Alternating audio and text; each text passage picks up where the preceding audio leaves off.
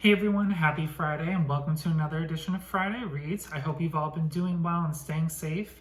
And let's jump in and talk about the latest book that I read, which is Consumed by Love by C.M. Albert, which features BT and Rachael on the cover. This is the first book I've read by C.M. Colleen, and I really enjoyed it. This cover photo pretty much tells you a lot about what this book is going to contain. It is very steamy. Let me read the back of the book and then we'll jump in and I'll tell you what I thought. Does your horoscope decide your fate? There are 3 constants in my life: my BFF Lindy, my rising career, and my daily horoscope. So why couldn't the stars have told me a little more directly that I wasn't going to get the job I'd been chasing, that it was going to be an outsider, and I'd wind up drowning my sorrows on my 28th birthday having a one-night stand with a devastatingly handsome stranger? Things only get worse when I finally meet my new boss, who just so happens to be the man I let do unspeakable things to my body all weekend. Abrams makes it crystal clear that he'll stop at nothing to have my body again, even as he thieves my dreams from under me. My silver lining comes when my childhood best friend Noah Chance pops up out of the blue after nearly 20 years with a deal I can't pass up, along with a second chance at love. Somewhere torn between the pages of a forbidden romance with my new boss and a chance at the kind of love fairy tales are made of, is my heart. Is my destiny written in the stars like my horoscope said, or will I crash and burn, consumed by the very love I never knew I was looking for? I really enjoyed this book. There were... Where do I even start? So I did a little mini interview with CM, and I think a lot of the different things I'm going to bring up, I'm also going to end up bringing up again with her answers and my responses to her answers. So I'm not going to say too much right now until I read her responses, and then I'll jump in and say points I was going to make right now. But yes. So my first question for her was, the theme of astrological signs and how it affected Brynn's day-to-day life played a central component on her journey, which I found so unique. How did that idea come about? And she says, the idea actually came about one afternoon after meditating.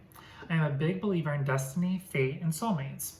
When I was a teenager, I was all about the horoscope signs and had this huge book about astrological sign compatibility and would check for all my friends.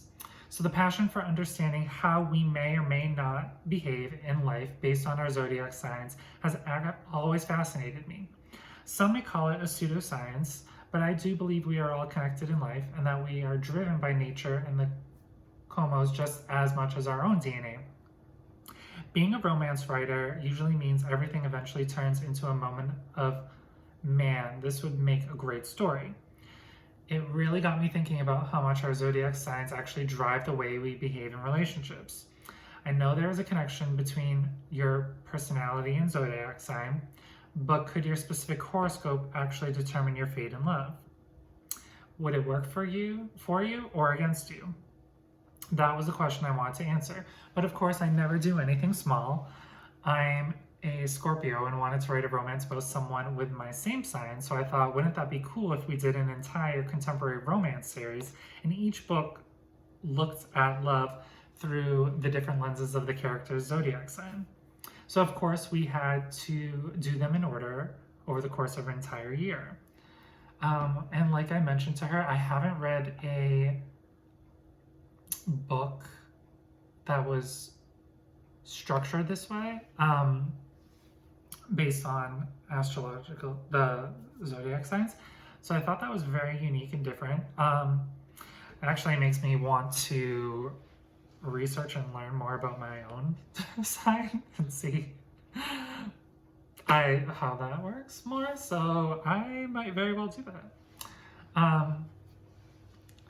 My second question was, if you could only describe consumed by love in one word, what would it be? And she says, that's hard. I would probably say explosive.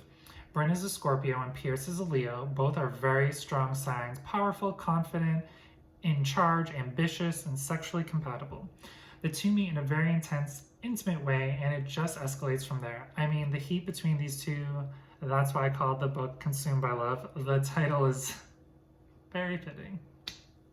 Scorpios like Brynn are deeply sexual and passionate by nature, and because they can go so deep emotionally as well, it can be very all-consuming. And Pierce was my sexy alpha boss. Put the two together and boom.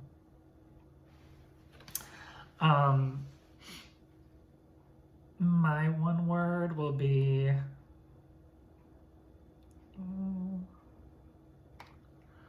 sexy. The notion of soulmates played a major role in this book. Is that something you believe in? And she says, I do believe in the idea of soulmates. I've been deeply drawn to stories since I was a little girl about love that transcends time, space, and boundaries.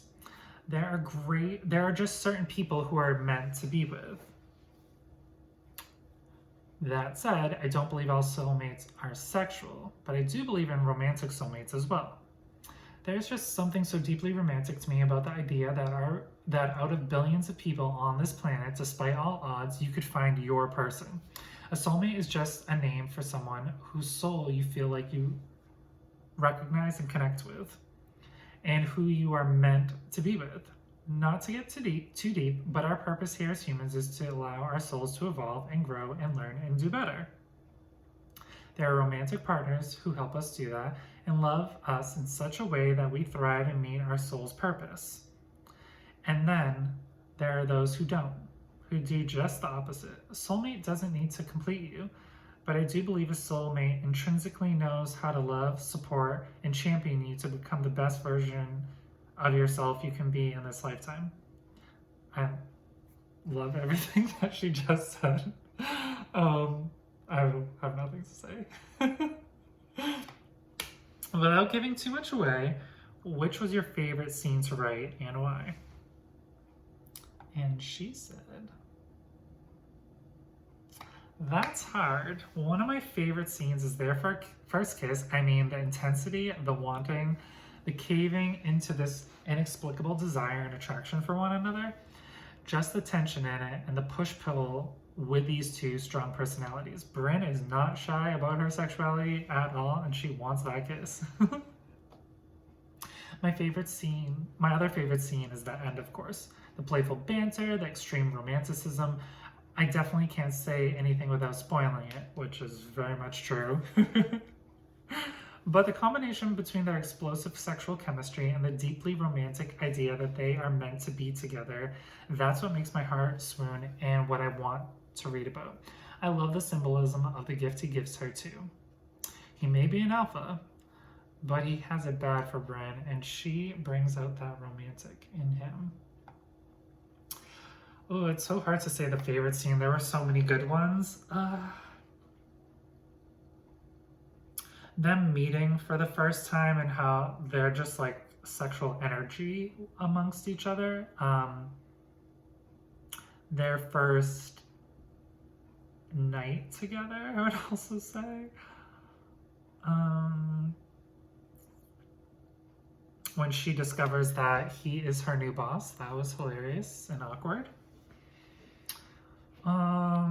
They're both so alpha that I like seeing the push and pull between them and like how they combat and kind of rectify situations. I also really enjoyed. And my last question was, what would you like readers to take away after they finish reading the story? And she says, one of the best takeaways from this book was when a vlogger told me this story inspired her to remember how she used to believe in romantic love and made her not want to give up believing that this type of love can exist and that we're all worthy of it. That sums it up pretty nicely for me. Yeah, I just really enjoyed this story. I read through it really quickly. I was very much captivated by it. I think it has a little bit of something for everyone in that if you like romance and love, there's some good comedy areas as well. It is very steamy as this cover shows, so I do think she picked the best cover image for this story because, wow, yes. So yeah, have you read Consumed by Love by C.M. Albert, and what do you think about it? Make sure to subscribe to see upcoming Friday reads, and have an amazing weekend, everyone.